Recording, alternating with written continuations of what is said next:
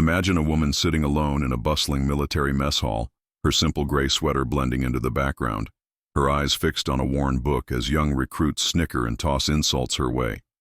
They thought she was just a civilian worker, someone to mock for sport, until 40 seconds later, when a single revelation turned their laughter to stunned silence and their arrogance to shame.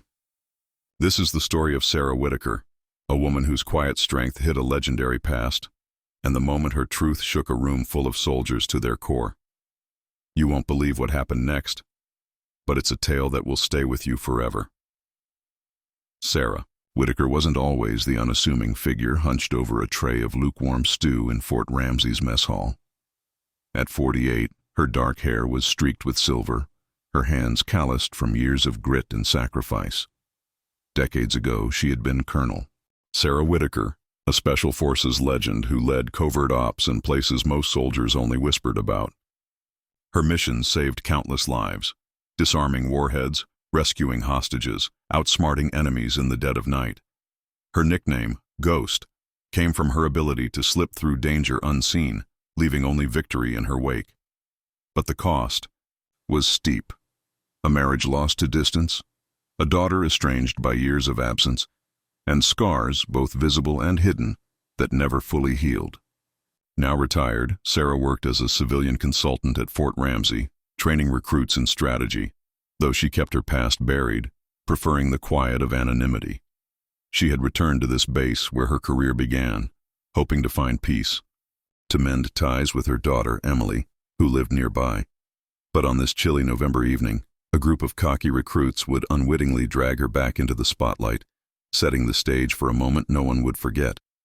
The mess hall was alive, with the clatter of trays and the hum of conversation, soldiers unwinding after a grueling day of drills. Sarah sat alone at a corner table, her book, a dog-eared copy of Sun Tzu's Art of War, open in front of her, her coffee cooling untouched. 5 recruits, fresh from basic training, sprawled at a nearby table, their laughter loud and careless. They were the kind of young men who wore confidence like a badge, their egos inflated by early praise from drill sergeants. The ringleader, Private Daniels, a lanky 19-year-old with a smirk, spotted Sarah and nudged his buddies. "Look at her, the lunch lady reading war books," he scoffed, loud enough for heads to turn. "Bet she thinks she's Rambo." The others chuckled, one tossing a balled-up napkin that landed near her tray. Sarah didn't flinch, her eyes scanning the page, but her fingers tightened slightly on the book.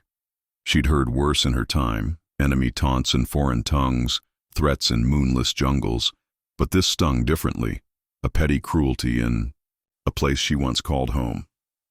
"Hey, Grandma," another recruit, Private Lopez, called out, emboldened. "Why don't you stick to knitting?"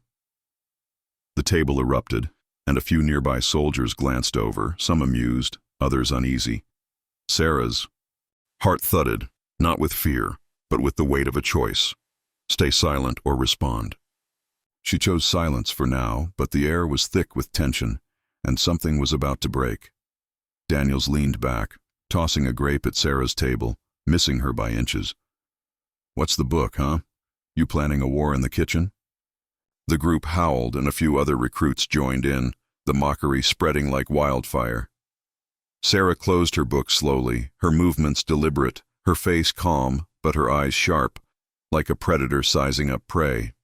She stood, barely 5'4", her frame unassuming in that oversized sweater, and walked toward the recruits' table. The room quieted slightly, curiosity rippling through the crowd. "You boys done?" she asked, her voice low, steady, the kind that cut through chaos without rising. Daniels grinned, sensing a game. "Just having fun, ma'am, no offense." But his tone dripped with sarcasm, and his friends snickered. Sarah tilted her head, studying them. "Fun's fine," she said, "but disrespect? That's a mistake." Lopez laughed, slapping the table. "What, you gonna report us to the cook?" Before Sarah could respond, a shadow fell over the table, a grizzled Master Sergeant O'Malley, who had been watching from across the room. His face was stone, his eyes locked on Sarah with a flicker of recognition. What he did next would turn the mess hall upside down in less than a minute. O'Malley stepped forward, his boots heavy on the linoleum, his voice booming like a cannon. On your feet, recruits! The five snapped up, confusion replacing their smirks as the entire mess hall fell silent. O'Malley's gaze never left Sarah. You idiots have any idea who you're mocking? Daniels opened his mouth, but O'Malley cut him off. This is Colonel Sarah Whitaker, Special Forces, retired. She saved more lives than you've got brain cells. He pointed to a faded photo on the wall, a younger Sarah in combat gear, receiving a commendation from a general. Gasps rippled through the room. Daniels's face drained of color, Lopez's jaw dropped, and the other three froze, their bravado evaporating. Sarah stood still, her expression unreadable, but her heart raced. She hadn't wanted this, hadn't asked for the spotlight. O'Malley wasn't done. She led my unit out of an ambush in 03, took a bullet to the shoulder and still carried. A wounded man 2 miles to safety. He turned to Sarah, saluting sharply. Ma'am, my apologies for these fools. The room erupted in murmurs, soldiers standing, some saluting, others whispering her name like a legend come to life. The recruits stood rigid, shame washing over them as their peers stared. But Sarah's next move would leave an even deeper mark, one that would echo beyond the mess hall. Sarah raised a hand, quieting the room, her voice soft but commanding. Sit down, Sergeant. Everyone. O'Malley hesitated, then nodded, stepping back. She faced the recruits, their eyes now avoiding hers. You think mocking someone makes you strong? She asked, her tone calm but piercing. Strength isn't in your words. It's in what you do when no one's watching. Daniel swallowed hard, his hands trembling slightly. Sarah continued, I've seen men like you, cocky, sure they're untouchable. Some learned, some didn't. Your choice. She paused, letting the weight settle. Tomorrow, you're with me at 600, strategy training. Don't be late. The recruits nodded, mute, as she turned and walked back to her table, picking up her book as if nothing had happened. The room buzzed with awe, soldiers whispering her story, how she'd disarmed a bomb with seconds to spare, how she'd negotiated a ceasefire under sniper fire. Outside, Sarah leaned against a wall, her breath shaky, memories flooding back. Her daughter's angry words years ago. You chose war over me. She had come to Fort Ramsey to rebuild that bond, not to relive her past. But as she walked away, a young private approached, hesitant. Ma'am, my dad served with you. He said you saved his life. Her heart softened and she smiled, a rare warmth breaking through. Could this moment spark something bigger? The next morning, the 5 recruits stood at attention in a training room, their faces pale but focused. Sarah entered, no uniform, just jeans and a jacket, but her presence filled the space. She didn't lecture, she taught, running them through scenarios, challenging their instincts, her questions sharp and relentless. Daniels, usually brash, fumbled but listened, his respect growing with every correction. Lopez asked a tentative question about tactics, and Sarah's detailed answer left him scribbling notes. By the end, they were exhausted but changed, their apologies stumbling but sincere. We didn't know, ma'am, Daniel said, his voice low. Sarah nodded. Now you do. Make it count. Word of the incident spread, recruits and officers alike seeking her out, her quiet wisdom reshaping the base's culture. She met Emily for coffee that weekend, her daughter's eyes softening as she heard the story. You're still saving people, Mom, Emily said, a tear falling.